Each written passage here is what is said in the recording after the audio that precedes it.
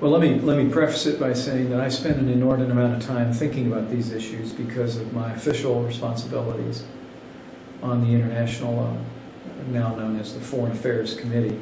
I'm the lead Republican on the Middle East subcommittee. So I've been to Iraq 5 times, Afghanistan once. I'm not at liberty to say when I'm going, but I'm making plans to return to Iraq and Afghanistan in the coming months. So first, let me confirm the good news, because I think there is I think there's good news, and I think there are still challenges in Iraq. But the good news is not, from the standpoint of the national media, it's been my impression that the progress that has been made, particularly in the last 6 months, has gone largely unheralded in many quarters of the national press. There's been a 60% reduction in violence overall in the country since the advent of the surge. And I was one of the first members of the House to support the surge, and have supported the President on that change in strategy and tactics from the beginning. We've seen, I think December recorded the lowest level of American casualties, the second lowest level of American casualties of any single month since the beginning of the war. And that also encompasses years like 2005, which had periods of relative quiet and success following major combat operations in the first few years of the war. 2006 obviously was it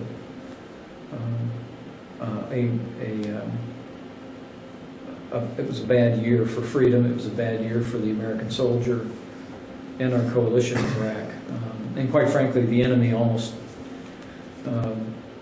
prevailed in 2006.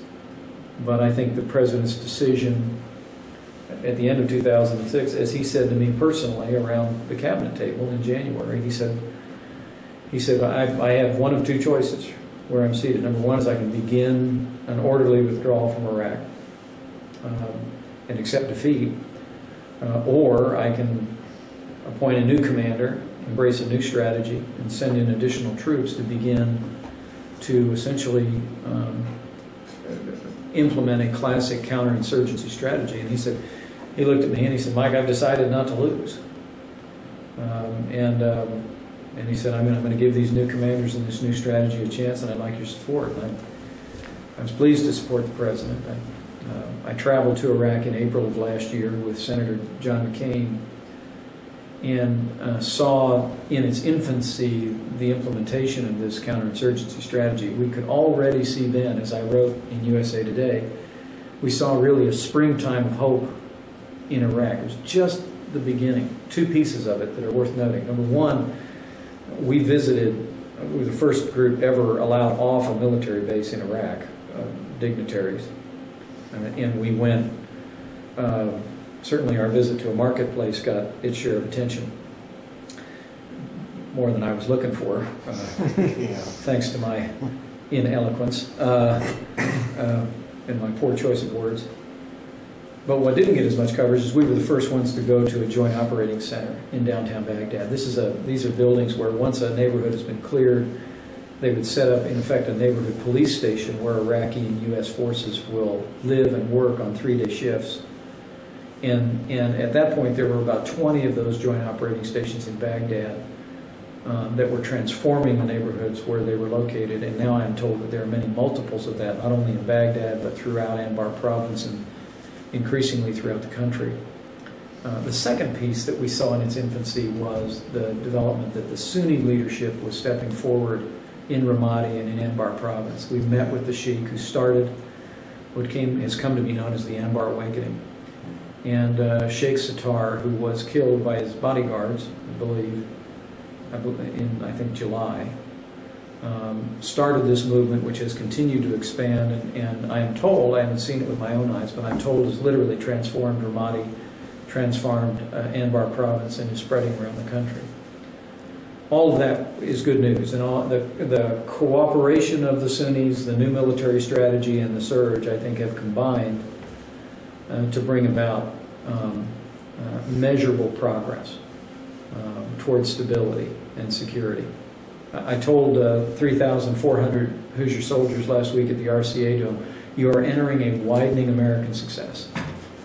And then I thought they and their families deserve to know that.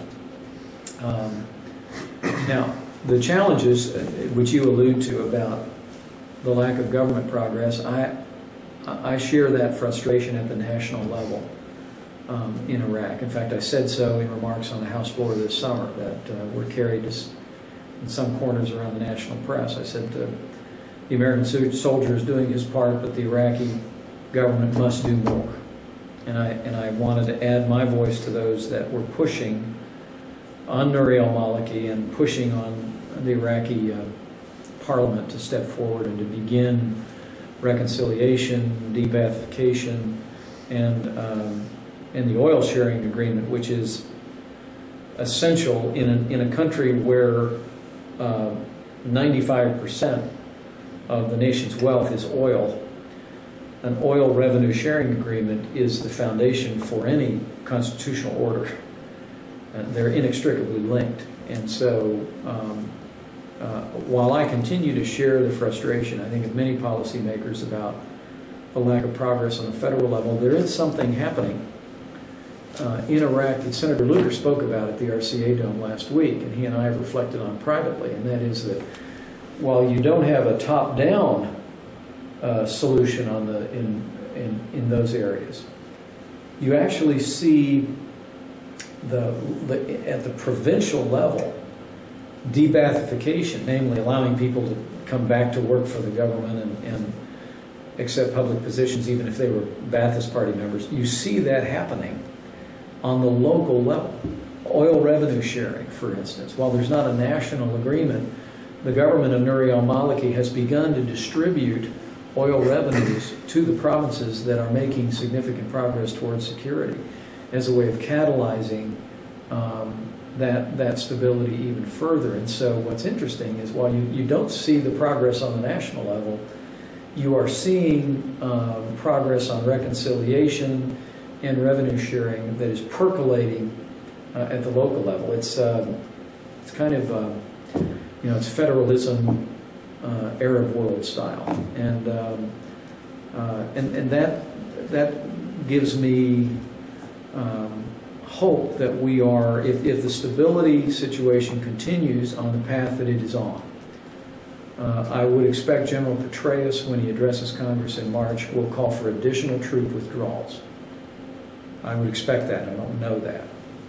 And if that occurs and we continue to see the security situation improve, it seems to me that that is an environment where, given what's happening on the provincial level, we may at last see the national government in Iraq move on some of these larger issues, which is absolutely essential to the long-term stability of the country.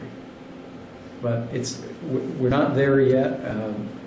The progress the military has made could be reversed. And our enemy has certainly shown the ability to, in an asymmetrical way, to change their tactics and strategies and suddenly morph into a different kind of enemy using a different type of lethal force. But at this point in time, if the trend lines hold, Iraq is going to be a very, very different place by this time next year.